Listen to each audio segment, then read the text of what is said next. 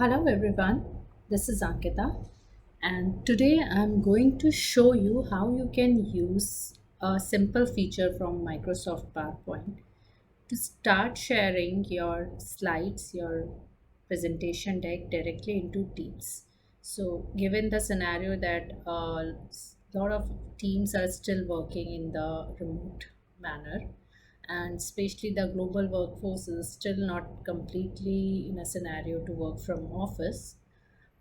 Where in any case, they might be working even from the office using Teams. So, presenting the slides in Teams can be a great feature. So once I've already joined the meeting where I'm presenting, after that I have to open the PowerPoint presentation in my system and click on the present in Teams button just the way I showed you.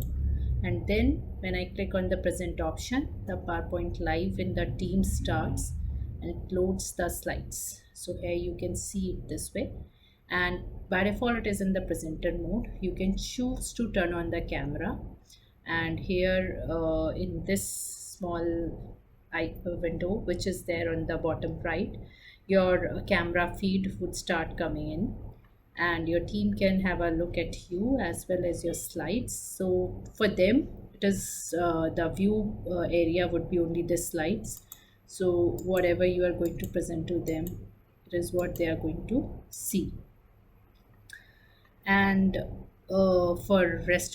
for you specifically, it's the presenter view which you might have seen while presenting from the conference room in the in-person presentations.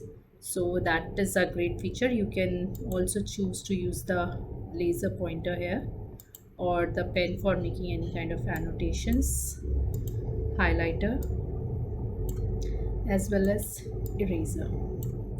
So it's a great feature, and some more actions are available for you. You can also choose to translate these slides or hide the presenter view if you would want to see what your audience is viewing. So if I choose to hide the presenter view, this is the way you are going to see it, but for your audience it would be just this area.